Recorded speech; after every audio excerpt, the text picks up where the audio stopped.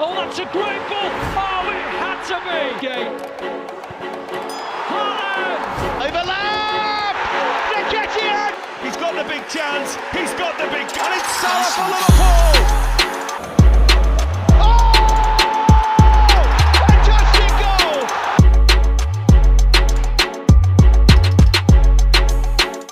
Gents, once again, let's look up and down the table. Match week 37 preview and predictions. Let's look at all 10 games coming up in the penultimate, I can't believe that, penultimate weekend of the season. I cannot believe we're actually here.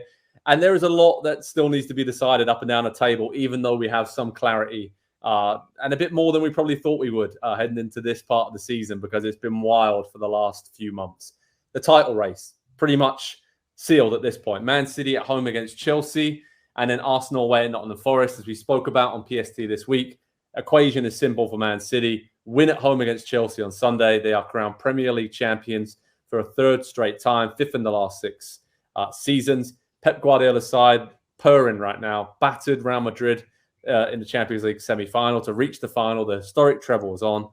Just going to say it. I think I'm saying what we're all thinking. An easy home win for Man City against Chelsea this week. So they'll have the title wrapped up.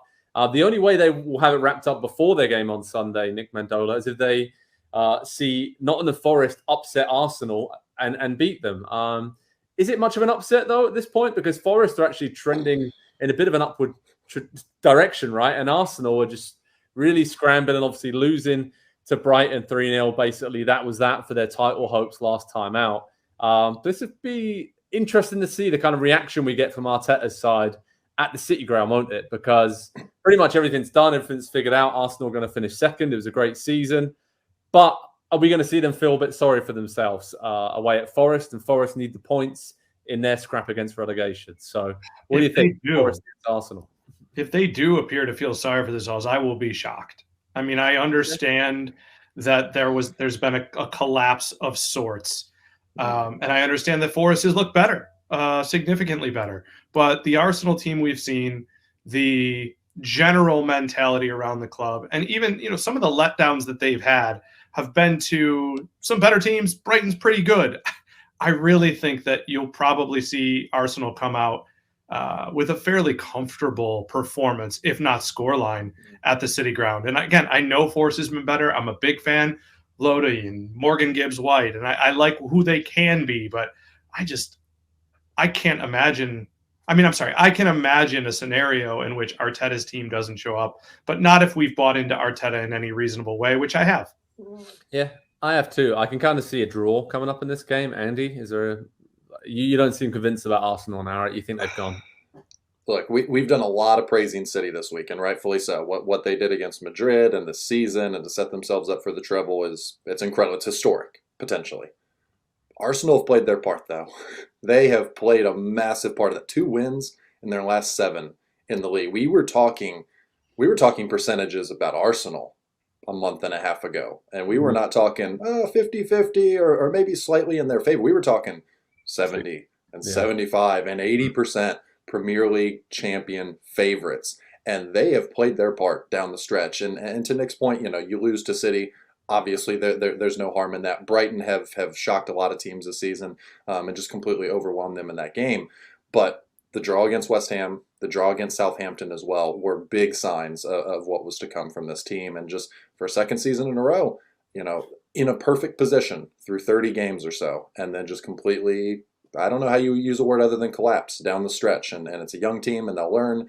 But they have played their part, and so I wouldn't be shocked to see Forest get something out of this game, or at least take it to the very end, and force Arsenal to really grind it out.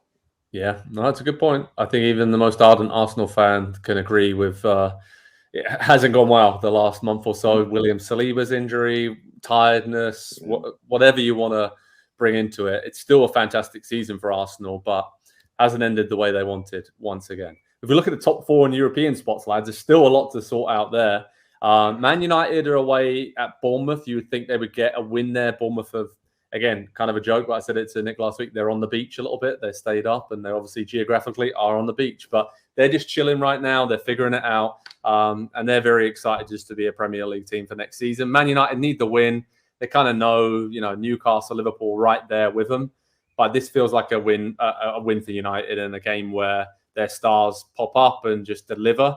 But Nick, when we look at Liverpool against Villa, this is potentially the most fun game of the weekend. I think Liverpool, the run they're on right now, and the run Aston Villa are on really throughout the second half of the season under Unai Emery. And, Villa are right in the hunt for a top 6 finish and European spot once again. What's it, the first time in, I think it's like 13 years that they would qualify for Europe if they can do it. So there's a lot riding on this, but Liverpool seem pretty unstoppable at the moment, and they figured it out defensively and in midfield and look a lot more balanced.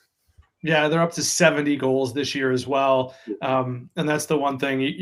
You got to outscore Liverpool at this point. And right now, the way that they're firing, and especially the way Mohamed Salah looks. I mean, granted, I know he got an assist for backheeling a free kick, essentially.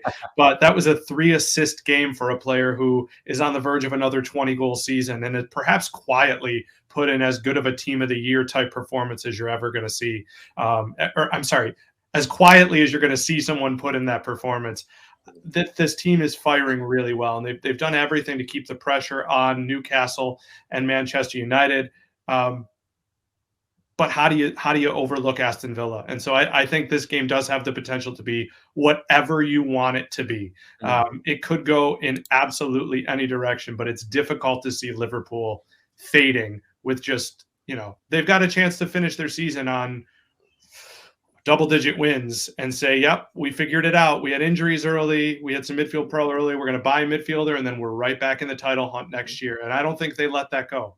No, I agree with you. I think narrow Liverpool win, but I think Villa will push them all the way at Anfield, and it's set up for a brilliant, brilliant spectacle as both teams push for Europe late in the season. When we look at 2 other teams pushing for Europe, Andy, Spurs and Brentford, still mathematically possible Brentford could sneak in. Obviously rocked by the Ivan Toney news this week that he'll be banned for 8 months due to breaching FA betting rules. So they've got to figure out a way to play about him for most of next season. And they looked pretty good against West Ham doing that with Visa, Shada and Mbuemo up top. But Spurs just, I don't know, every week it feels like we swing from one way to the other with them right now. So inconsistent. But they still have a chance of, being in the Europa League, and that would be a decent season given everything that's gone on for them. But I said this to you a while ago. It's almost better for Tottenham not to be in Europe next season to help them rebuild and a new coach come in and bring in a new philosophy. But you're shaking your head. I feel like you don't agree with that. Maybe. I don't know. It depends on the sporting director. It depends on who's in charge of everything, because you can be in Champions League next season if you're Spurs and have an extra, 70, 80, 90 million to spend next summer. And if you've got the wrong person that's spending it, it doesn't matter one bit. It doesn't matter if you have Champions League to attract top players, because Spurs have had Champions League to attract top players for 5 or 6 seasons in a row, or outside of one season, I suppose.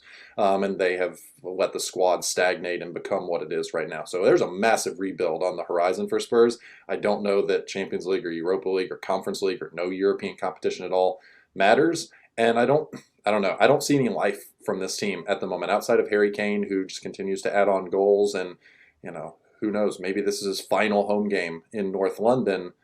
There's a lot of questions. There's a lot of questions right now, and I kind of see Brentford giving them a lot of trouble, just the way that they press and the way that they outwork teams. You talk about a team that's kind of on the beach already. I would say Spurs have those vibes about them for sure. So I kind of see Brentford getting something out of this one. Maybe a 2-2 draw. There you go. Spurs got the flip-flops on and the towel underneath their arm, and they're heading for that sun lounger. Brighton against Saints, again, another team on the beach. This is a real theme of this weekend show. Brighton, I think, are going to win that easily. Obviously, they're scrapping for European football, historic for them. They look so good under Roberto De Zerbi against Arsenal. And Saints, my beloved Saints, are down. We spoke about that at the top of the show. Nothing but pride left to play for, and just been outmatched all season long. So I see an easy Brighton win in the South Coast derby coming up there. And Fulham against Palace, not really European expectations there, but that's just the one section I could slot them into. I could see that being a draw, entertaining draw, maybe a 2-2, full of players that are looking to impress going forward.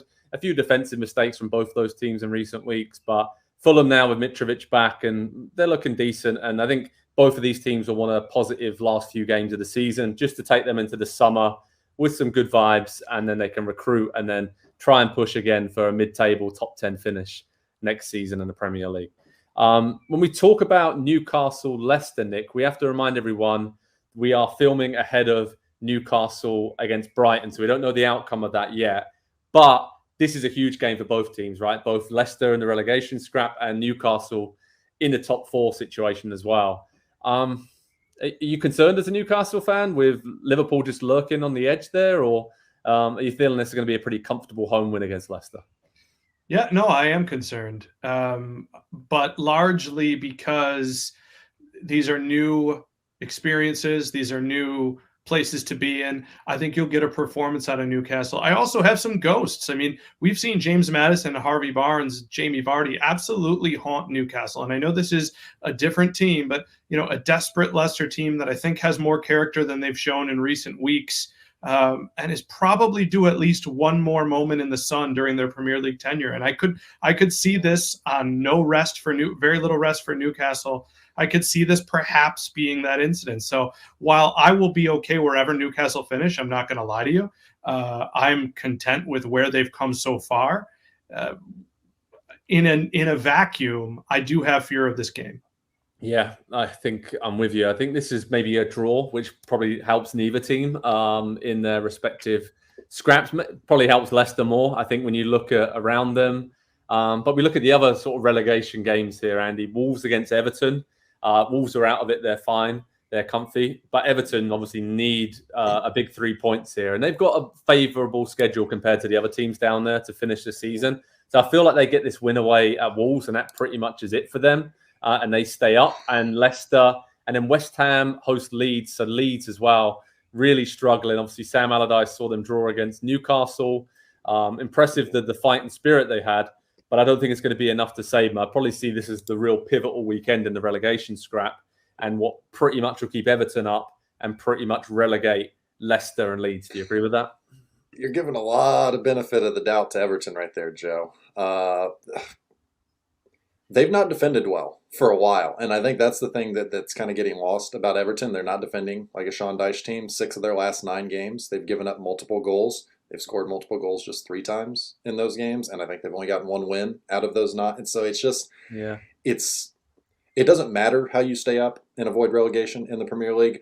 But when Sean Dyche was hired, we all said, okay, they're going to defend much better. They're going to be tougher to beat. They're not going to beat themselves, and they've kind of not defended very well, and they've beaten themselves a lot lately. Outside of just absolutely shocking Brighton 5-1 in that one game, I've not seen anything from them in a couple of months, since really the first couple of games of Dyche's appointment, that makes me think, okay, this team has come to life, or this team has energized itself, or this team is pulling in the same direction. So I have a lot more questions about Everton than I suppose that you guys do.